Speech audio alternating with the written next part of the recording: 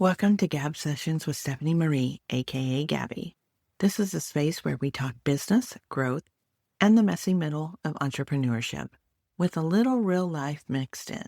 Every week, I'll bring you clarity, confidence, and momentum to help you create your version of success. Grab your coffee and let's dive in. Welcome to Gab Sessions with Stephanie Marie, aka Gabbie. Today we are going to be having a very, very special guest who is a very dear friend of mine, Cindy Kojm with Kojm and Company.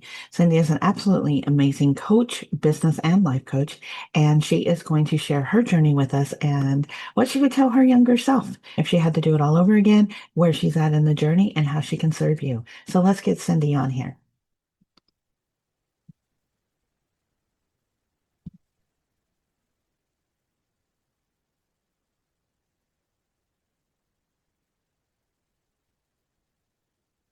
Today, I'm joined by Cindy Kojm, someone who truly understands the long game of relationships, alignment, and meaningful connections. Cindy brings a grounded perspective to networking, one that isn't about collecting context, but about cultivating trust, clarity, and conversations that matter. What I appreciate most about Cindy is her ability to blend experiences with intention. She's built relationships that didn't just open doors, they shaped direction. And I think her story is going to resonate deeply with anyone who's ever wondered, am I doing this the right way, or is there a way that actually fits me? I also want to say that Cindy is an amazing friend. She has a very special place in my heart. I absolutely love her, and I know that you guys will love her too. So, Thank welcome, you. Cindy, and thank you for being here. And in the middle of my messy momentum and messy chaos, and as we move forward in our businesses, I mean, I think that's the honest conversation that we have to sometimes have with everybody is that it's not always pretty with a nice little bow on it as much as we would like it that way. So, True. I would love to open this up with you telling us a little bit about you, where you've been, and where you're at now before we jump into anything else. Okay. Well, first, let me say thanks for having me. I was really looking forward to this conversation, not just because you're a friend, obviously, and we've worked well together, but I love the space where it's about connection, collaboration, and real growth. And I think what you're doing now, how you're shifting your business and how you're showing up in it, this podcast is really starting that momentum for you. And I'm just so honored that you said, hey, will you come on and talk? I'll probably have you back. Thank you so much. So I think for me, so my story and what's inspired my journey in reinvention um, is that it's an ongoing story. It's never finished, right? And I've had many chapters and many decades. I was a military spouse. I was a stay-at-home mom for 22 years. I then became a real estate agent thinking, oh, this ought to be easy. And the market was crashing and everyone was getting out of the business. And then it led me to mentoring agents and helping them build their business to eventually coaching. And through every chapter, there's always been this quiet underneath question: who am I and what's next for me? And I think for a long time, and I did what many women did, I supported everyone else's dreams. I was the one everyone counted on, the control freak, the one who gets it all done. And I did that at the cost of my own health and well-being. We keep things running. We put our own desires on hold. And I didn't realize how much my identity had become wrapped up in being this person who needed approval and who needed to be needed. Right. And I think the turning point for me came when I realized over the past couple of years that I'd really become disconnected to myself, my emotions, and my own voice. Yeah. And not because I didn't have one, but because I was so used to pushing it down and pushing it away. And I really just lost touch with who I was. Right. And so I think for me, this all has helped me, transition how I coach and what this looks like as I've entered my 60s, unfortunately. And I took this experience and created the Dream Method, which is a framework now that I use for all the women who come and coach with me, which normally are women who are at that place where they are disconnected. They're not living the life that they're truly meant to live. And I didn't start this work as a business. I started it because I wanted to come back to myself. Well, don't you think that's how we often stumble across our most successful part of a business? Because it's a growth phase of, and I'm stumbling on my word, I'm trying to think of like you created your own framework, but that wasn't the initial goal at all. You were following, and because I've been with you during this journey, I can say that you've been following other people's frameworks. And like what I like to tell people is you need to create your own version of success. And then now you've created your framework of how you're serving your clients. And so, how do you help people get past, I guess, the shiny objects and all of those other things where we're thinking, oh, but I want to follow this framework or I want to follow that, or how do they buy into the dream framework? Like, I guess I want to know like what your thoughts are behind it and how people can benefit from it because you mentioned it lightly, but I want the people that are listening to this to know that there is a framework out there, yours, the dream framework, that may be more in alignment with helping them create their version of success. Sure. I think for me, it became about, because my tagline, even as a real estate agent, it was dream it, believe it, live it, Yes. right? That was the tagline I started with. And it had a different meaning as a real estate agent than it did moving into coaching. But it's always resonated with me. And everything starts with the dream for me. And then I really looked at it and I said, as I've worked through, because I've done energy work, Yes. I'm doing human design work now. I've done the disc and am, certified in doing that. And all of those things, it all comes back to this one thing. And it's about we're spiritual beings living and having a human experience, not the other way around.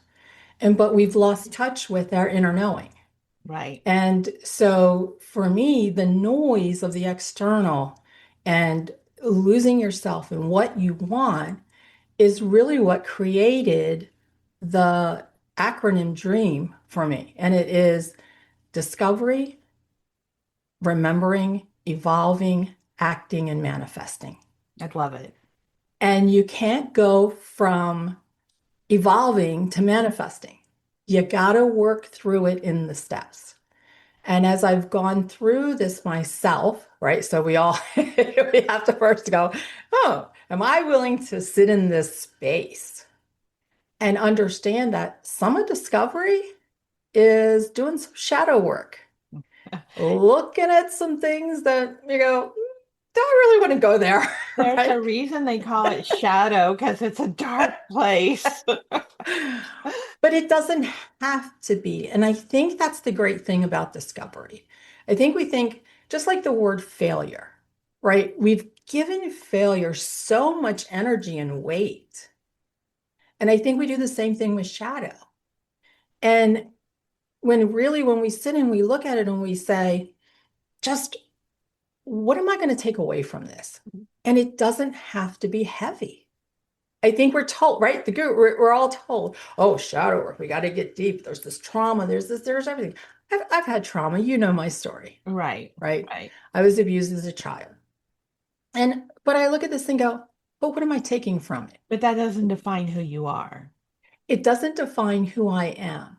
But I think we have to sit in and say, what did I learn from this experience? What am I going to take from this? And I can tell you that through the traumas that I've had, the biggest thing I took away from it was learning how to forgive, not just myself, but someone else, and being able to allow other people to walk their journey without judgment. Yeah. And that is a hard lesson to sit in and learn. But I tell you what, it makes life so much better. Right. Right. Yeah. I mean, I have to say that when we do the hard things, there the better comes out of those things. And you have to go through the trenches, you have to go through the hard things, you have to, I think, experience, and like you said, do it yourself, so then you can share and help others. I think right now, because we're in a space, I absolutely love AI, you know that, but I'm also very much about being authentic, intentional, and I'm tired of people not knowing, not having experienced, but they're out there professing that they're an expert. And it's like, no, no, you're just attaching yourself to this particular shiny thing, and they haven't done any of the steps. They might have only done one of the letters in the acronym of the part of the dream. And we know it definitely didn't start with the discovery, because no one wants to go there first, because that's the hardest thing, is discovering and deciding. I think the D could be deciding as well. And we don't like to make big decisions. We don't like to make the hard decisions. So I think a framework like yours can help in different areas of someone's life. So which areas do you apply the dream framework to? Oh, so when I look at how do I coach someone through a transformation, we look at the four quadrants of life, and I only work with four. I know that people have like this whole wheel thing going, and that's great. And I've done it, been there, trained on it, coached on it. But what I realized was that when we get into this whole wheel, it becomes overwhelming. And then we sort of sit in that space and go, well, ooh, that one's, and so it gives us too many things to push aside. Whereas if we look at truly what are the four quadrants of life, it's our health and wellness, our relationships, it's our vocation or our job, our business, whatever that means to you, and then our time and money freedom. And so when we look at those four quadrants and we say, what would I love in these four things? And where's my priority right now? And we only pick one or two as a priority. We can't have all four as a priority. It doesn't work that way. And so we go with where do we want the most growth and transformation right now? What quadrant, if I work on this one right this minute, is going to shift the other three? Because sometimes that's all it takes is getting your health in order and everything else shifts, or figuring out your relationships, right? And so we look at this in that perspective, and then we go through the method. And within that method, there are other things that we do, like sourcing, and that's a process in and of itself too. And so as we work through this, what I found is with the dream method and all of the different things that we work on inside of that, like sourcing, like what's your human design, what's your disc, how are you showing up? You have a faster transformation.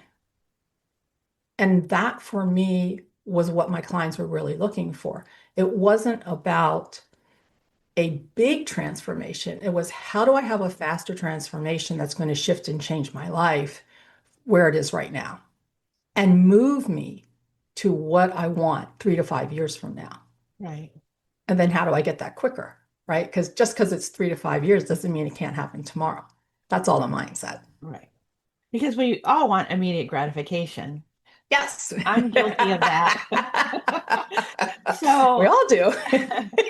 you said the one thing that, and I think I'm probably guilty of this. You said we make one or two things a priority. And when you say that, I'm still working on thinking I'm not sacrificing the others if I'm No. only focusing. So how do you address that without, people knowing that they actually need to coach with you? We're not going to give them the store away today, but I want them to know that because I know you helped me with this just because you often say, well, Stephanie, just because you're doing this doesn't mean that this. And I'm like, okay. But I often think if I'm focusing on one or the other two priorities, the others are being sacrificed. So how do you do that? And you said it, but I think we need to come to it where people really hear it. Mhm. How do you do that shift? So I think we have to look at how our brains work to begin with, right? And, I've spent a lot of time sitting and understanding how the brain actually functions. And what happens is, I think for us, we say, oh, I have to do all of this because if I create a dream in my health and wellness, oh, and then I create a dream over here in my vocation, and I'm creating, I want this great relationship, and oh, and then I want time and money freedom. Well, I want it all.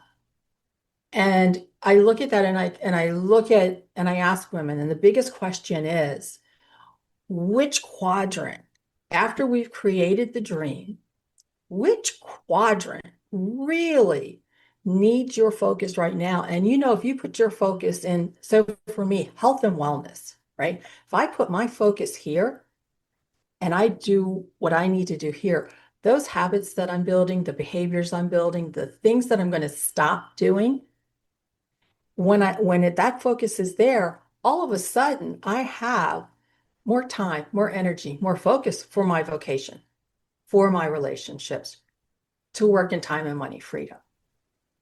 And that's what happens is when we're focused in one area, and you might stay focused in that area only to get one habit started and then shift to another focus. And that's okay, Yeah. right? We're not saying you have to get to the perfect health before you can go do something else. That's not the goal of this. The goal of this is to say, let me figure out what's important to me in my health. Let me figure out what that next step is so that when I make that shift, it opens up for a shift in someplace else. And that's what we're looking for. We're looking for the momentum that then shifts us. And when we feel good, right? When the feelings start to come that lift that energy in whatever quadrant you're working in, all of a sudden it moves something else. Right. Because the higher our energy is, the more we're able to manifest, the more action we're able to take. But when we sit at a low energy level and everything's negative, or we constantly have this old story loop rolling in the background, nothing really shifts and changes. And I think that's what people need to understand. We become so disassociated with our life, and we spend so much time in the external world, in our environment, and what other people say, and what other people are telling us to do, that we forget that we have to come inside to make that change. And when we do that, and we come back to ourselves and we really go, this is what I want, this is what I would love, and that energy starts to meet the emotions, then all of a sudden there's this momentum that starts, and we're able to think differently, do different actions, and create something that we truly would love. So do you think that 99% of the time, the first priority is the mindset, health, and wellness? I think for a lot of people, it's either health and wellness, or it's our relationships.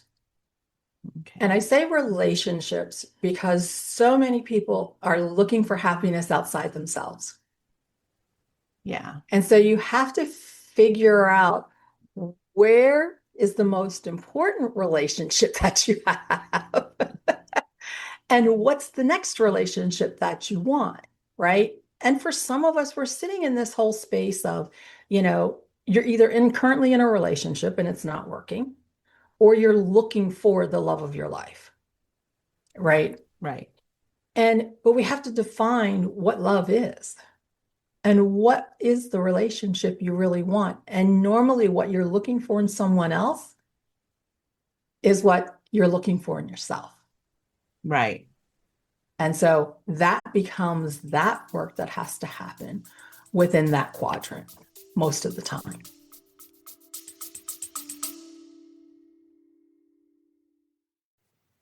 You're listening to Gab Sessions with Stephanie Marie. Quick pause. If you're ready for more clarity, confidence, and momentum in your business, come join us inside Business Growth Society. It's where entrepreneurs like you get the strategies, support, and community to stop spinning your wheels and start building your version of success. Check the link in the show notes to learn more and join today.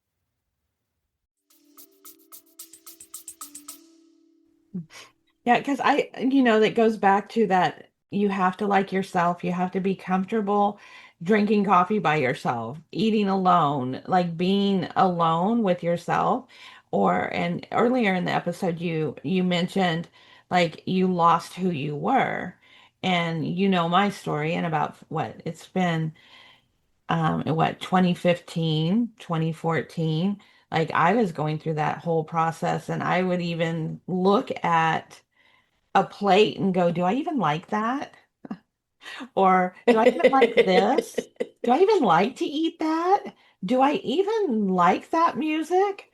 And I was questioning, I went through where, you know me, I'm extreme. I went down to the dirt level, down into probably the basement level of looking at everything, questioning everything. Do I really like wearing that color? Do I really like eating that food? Do I really like having these conversations? Do I really like that person? Do I want that person in my life? And, my initial response was I built a huge wall, and Oh. then I had to gradually deconstruct that wall. I would say that wall is still halfway there, and I can just like peek over it, but I still keep it. And and that's probably a trauma Hmm. response. Wonder who needs to come back into coaching. That's probably a trauma response. But, I'm aware that that wall is there. The wall Yeah. probably has a gate. But the awareness is part of it too, right? Yeah. Like Yeah. awareness gives us that next step, Yeah. right? And most of us aren't aware, right? We've just become numb. And I think more to your point about, being comfortable with being alone. Samantha, my daughter, who, her husband did a year deployment away. Right. Right. And one of the things she gave as advice to someone else when they asked her, how did you do it? And she said, I got comfortable being alone. And I look at that and I go, wow, now there's growth. Right. But we don't recognize it, right? And that was one of the things I had to tell her was like, you had an entire year to learn something that most people never learn, and that's getting comfortable being alone. Yeah. And and then when you know that you can do that, so many other things open up. And I think that's a really hard thing, especially, we're retired military ourselves. And, we did a lot of deployments and a lot of moves. Right. I think it was like, every 18 months I was, being shipped off to a new place to start a life with my kids. And it it just was really at times difficult. But it was you had to learn how to transition. And that's really what life is transitions. And when military spouses can learn to do that quicker and really get comfortable with being alone, they will find that that life is so much easier. Yeah. Yeah, absolutely. Well, and I think that it applies to everything. And I think often, and you and I have talked about this before, like I want to thank you for your service because we always think the men or the spouse, the one out, because it could be a male or female, the one out in deployment, but the service is from the significant other and their children as well, because you guys sacrifice so much. My dad was in the military, but I didn't have the same military experience that others because he was what do you call that? I guess active reserve or and so he was an art. And so he came home every day. And I mean, yes, he did go travel and bring the most amazing gifts back always. Um, but he would be gone for weeks at a time. I remember when he got recalled, and that was the first time we really experienced it, or I did. My mom experienced it during Vietnam of him being out, but he got an Right. early out. You know, it was only 3.5 years, and then he was an art, but then he got recalled. And that was the first time, like, we didn't know where he was. We didn't know what he was doing. We did, all of that. But I was an adult and I was like, oh my goodness, like, this is what people go through. But I never had the experience that you had. Um, and sometimes I think I'm a little jealous because you got to go to all those amazing places. But that's me being, how much I love to travel. But I don't think people recognize the sacrifice that you and your family made. And I find it Yeah. ironic that your son is in the military and then your daughter married someone who's in the military. And so you Yep. have what, three, four generations of military life going on? Yes, and then my husband's dad was retired military, and then my grandfather was also spent a short time in the military, and so yeah, there's a lot of military service. It's almost like once you get in, you can't get out. That might be true. Uh, Yes, yeah, it could be, but it's a life that I've loved. And I don't think it's a life for everyone, but but I think if you're willing to, again, it's an adventure. right, Can you right, keep it as an adventure? Does it work that way for you? I right, think with that, it really becomes more of something that is just a phenomenal experience. right, right, But it is difficult, and I think for children, it's more so than probably the adults. right, It is a time of great adjustment for them. right. Well, you and I always have the most amazing conversations, and we sometimes go down some insane rabbit holes. But I know that you are like the best coach ever, and I've Thank enjoyed you. your journey. And so, where you were and where you are now, if people are wanting to work with you, or they're just wanting to explore, whatever it might be, what do you offer? How can they get your services? And anything else that you want to tell us about your organization, company name, where you're at on social, like all the things, you know me, all the things. We want to know all the things of how to get hold of the amazing Cindy Kojm. Thank you. Well, you can obviously go to my website, which is kojamandcompany.com. And I do, me to with technology stuff, it's always, is it working or not working? I don't So know. what's the best way to really get a hold of you? You'll go check it. You can always send me a DM, a message through my Facebook account, which is either you can go to my personal account, I don't care, which is Cindy Kojm, or my business one, which is Kojm and Company. You can email me, cindy@kojamandcompany.com. And I'm happy to send you a link where we can get together on a 20 to 30 minute conversation where we can talk about what's going on with you, what would you love to see happen, and what's your next best step? Because maybe it's coaching with me, maybe it's doing something different. It's not for me about talking someone into coaching with me. I feel for me and what I've learned through relationships is that you have to be in alignment for it to work. Right, You can take on anyone that's willing to pay or, who you think, oh yeah, I can't let this opportunity go. But we all have to listen to that inner voice and knowing and saying, is this really what I want? And is this person the person who can help me get there? right, And that starts with first a conversation. And it right. requires us to ask the questions about what would you love? And am I that person to help you get there? And hopefully I am. But I know you, if you're not, you have no problem telling people I am not the one. One. And that again is part of growth, right? Is really being able to put someone else's needs ahead of your own and not feel like you're losing something. And I think in the business world, especially for business owners, we're so afraid of losing business. And you can lose business by being connected with the wrong people just as easily Yeah, as you can gain business. yeah, So, yeah. And for those people that don't know, Kojm is Kojm.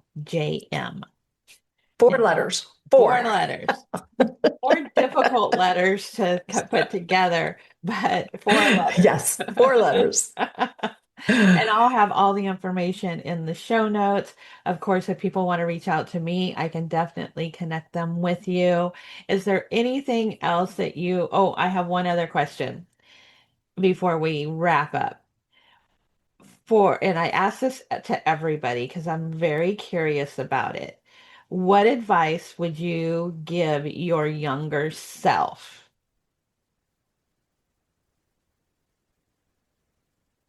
And you can pick any part of younger, whether it was a teenage, 20, 30, 40-ish. I think for me, what I would say to my younger self is to be curious. I think that as I grew and even when I was younger, everything was black and white. There really was no gray area. And now in my 60s, everything's a gray area, right? There's, we just have to ask curious questions. And I think it would also be ask yourself what questions. Get out of the how, because it shuts the brain down if it doesn't know. Get out of the why. The whys become the excuses. Go to the what. What can I do? What's next? What would make this better? I love What's in this for me? I love that. Go to what? I love that. So, Thanks.